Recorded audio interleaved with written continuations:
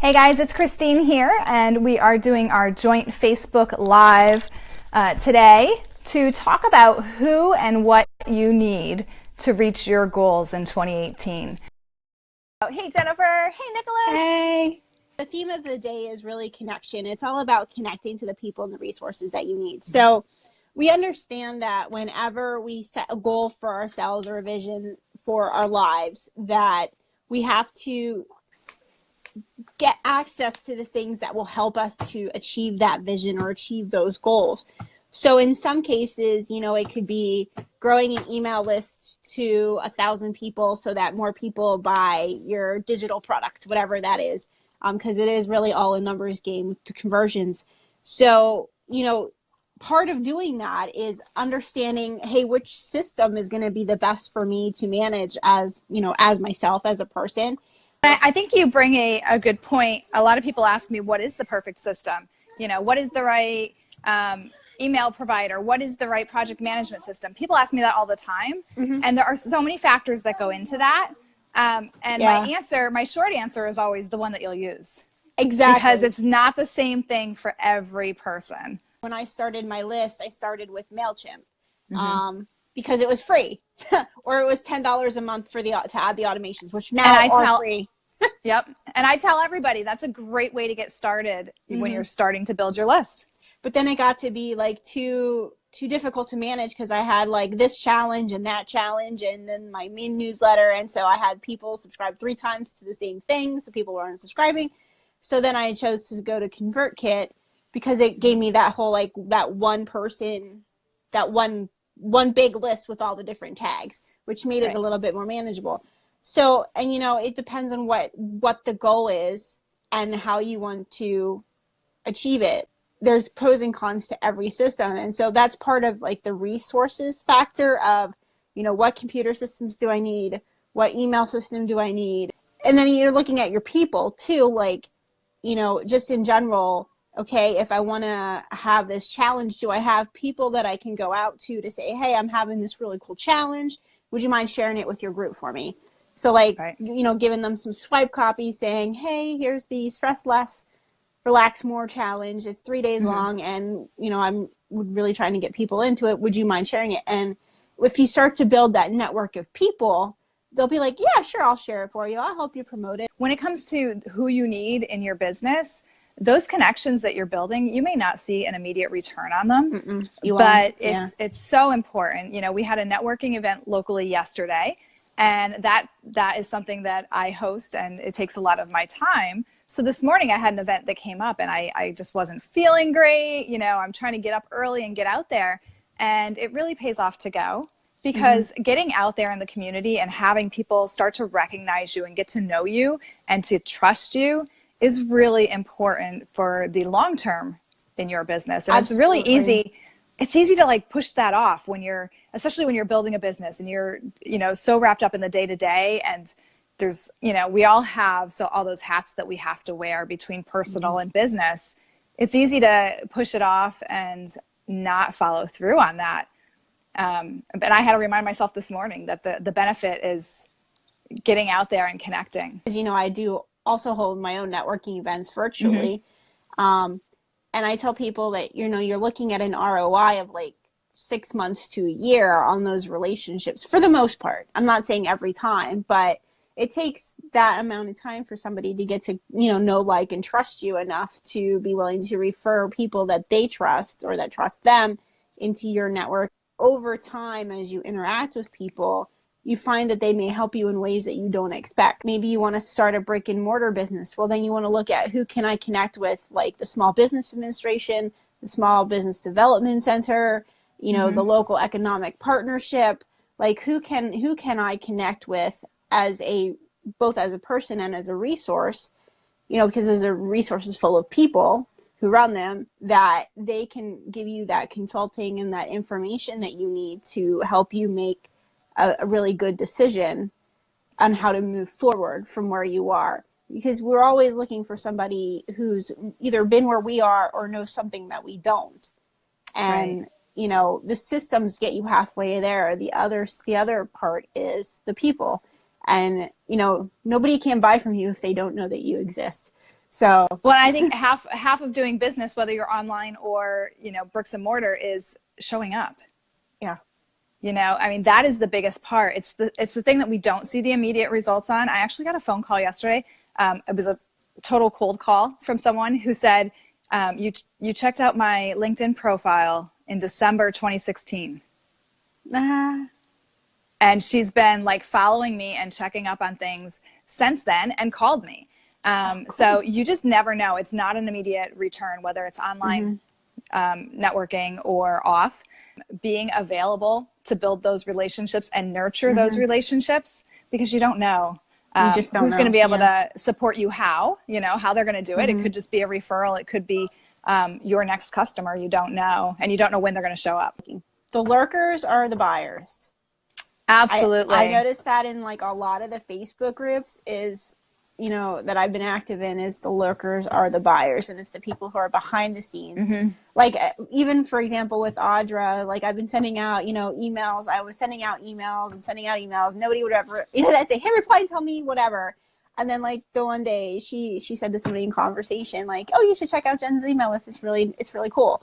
And it's like, okay, I'm thinking nobody's really looking at my emails, but people are looking behind the scenes. People are just busy, and like responding to your email isn't necessarily their priority. So you have to think about the people who are lurking, because they are, if they're not going to be customers, they could be referrals. Well, and one of the things that we are going to talk about today is our event that's coming up.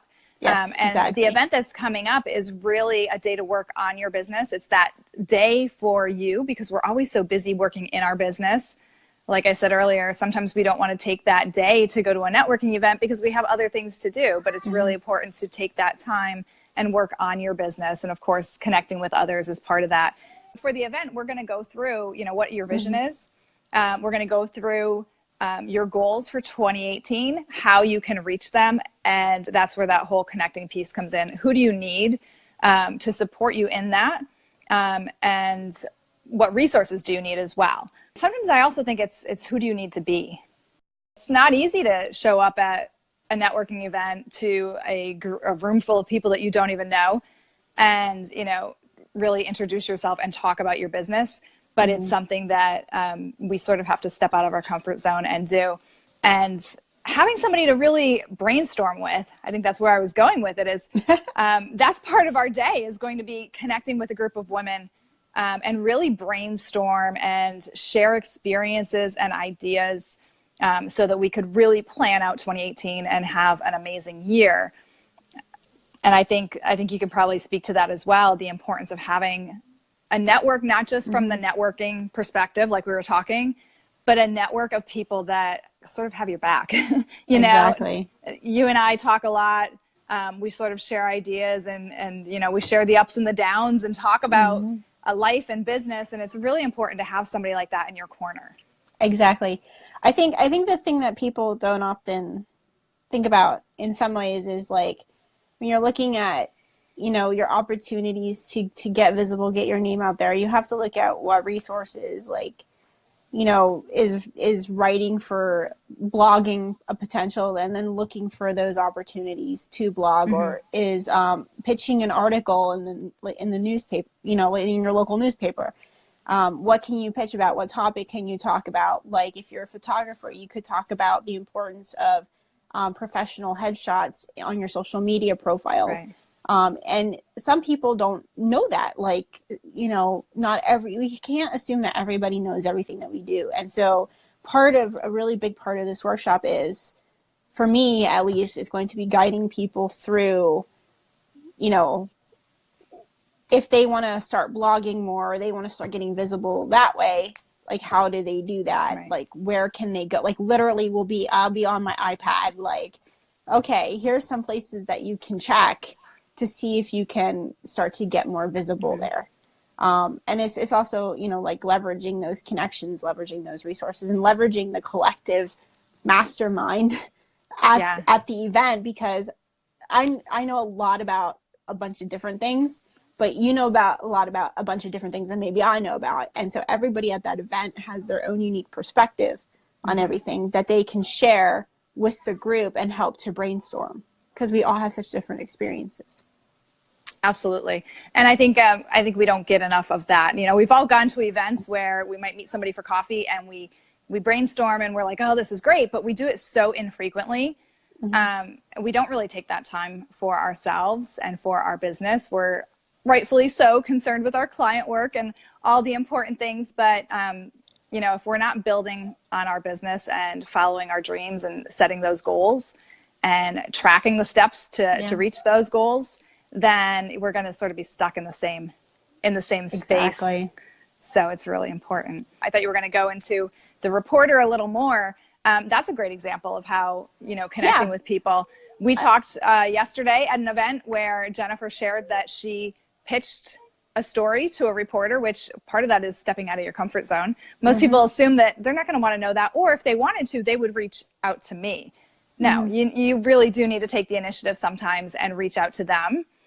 And then from that, I was published in the paper, and from that, another friend is going to be published in the paper this coming weekend.